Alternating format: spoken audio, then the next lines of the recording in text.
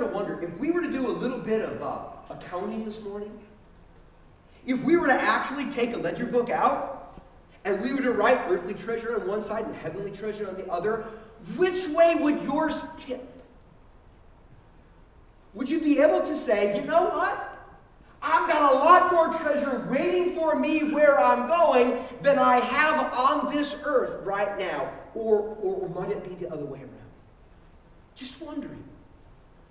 Jesus would have it righteously imbalanced toward the heavenly treasure. And then, here's what Jesus did. He gave us a reason why that was a good thing. So I'm going to tell you why this is good. He said, because where your treasure is, there your heart will be also.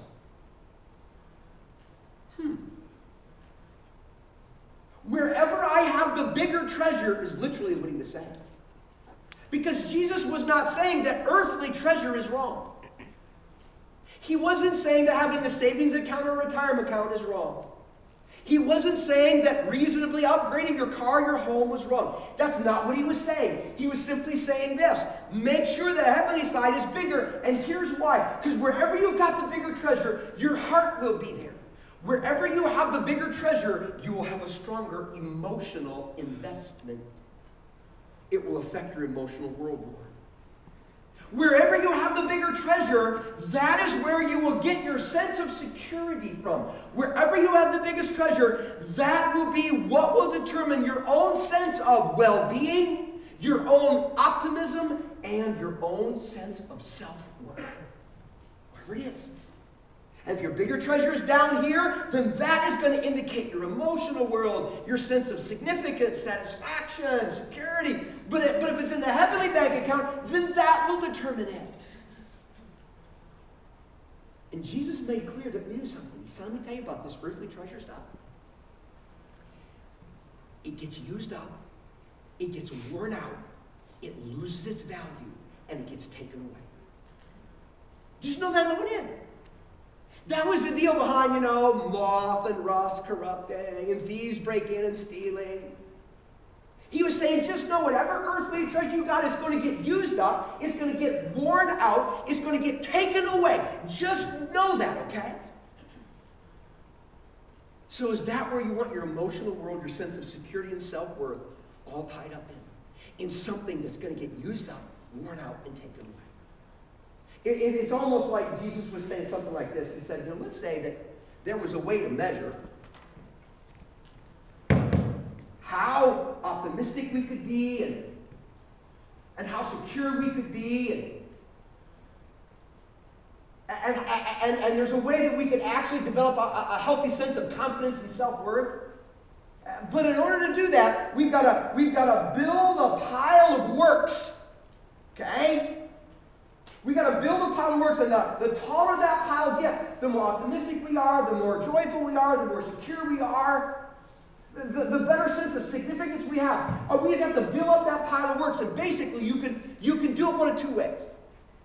You can do it by gaining earthly stuff, and that's like trying to make a pile of sand, really fine sand. And as much as you dump it, it's hard to get it to go up very much because it keeps wanting to spread out. And then the wind blows and the storm comes, and you live in Michigan and it gets covered by feet of snow. And then when it finally melts, it's all down, and you work like crazy to build it and build it and build it. But it always seems to be going away and going away and blowing away. And it's almost impossible to get enough to where you can really say, I feel secure. I'm so optimistic about the future. It doesn't work very well. Or instead of sand, you could use bricks. That's like eternal treasure. And you could stack those bricks up. And then when the wind blows, they don't move. They're far more stable.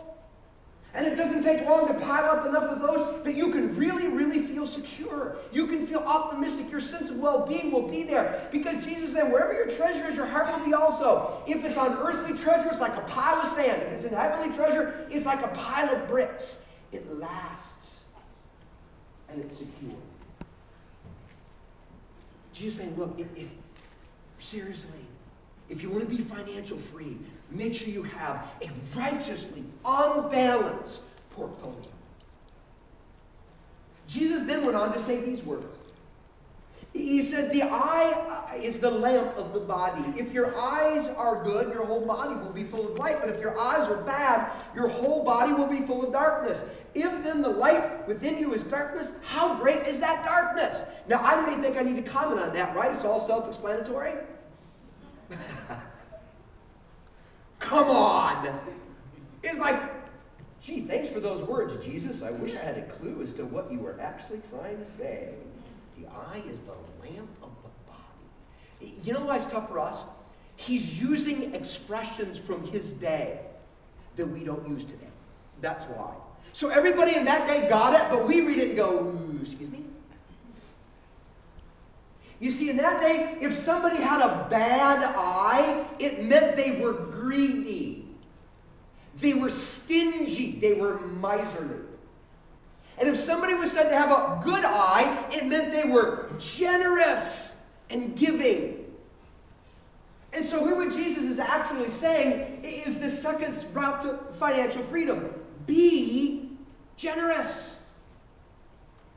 Take the stuff you've got and be willing to give it up and use it up for the sake of other people who have needs that you could do something about. Just be generous. You know, if you think about it, in light of what Jesus said, this makes such incredibly perfect sense. Let's say that I was, let me see what I've got here. I have a $10 bill. I'll make a deal right now with anybody in this room.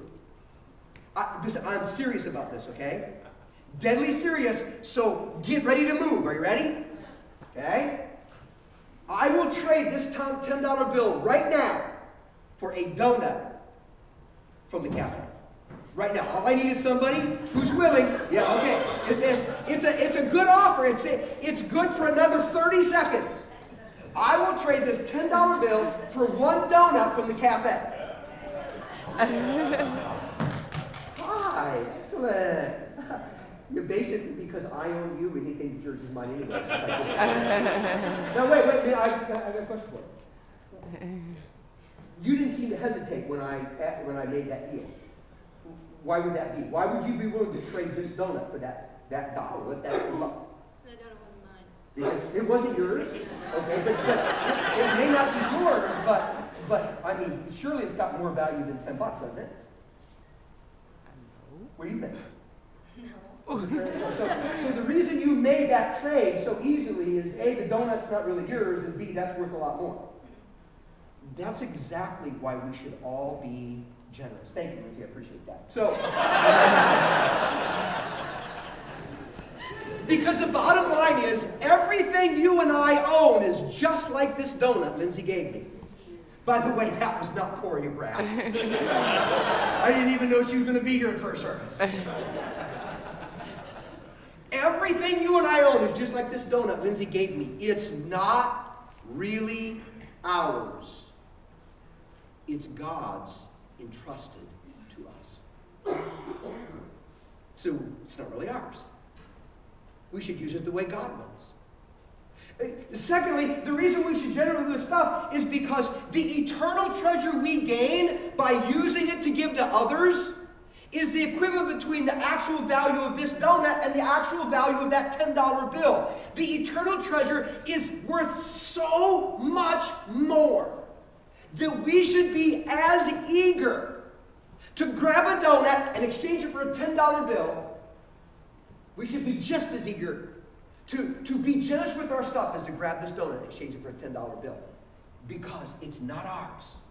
And we're trading for something with far more value. So if what Jesus said holds weight, if it's credible, if it's real, being generous makes so much sense. It's like, wow, I traded a donut in for a $10 bill, something that's just going to get used up and taken away anyway, for something that can never be taken away. Makes sense.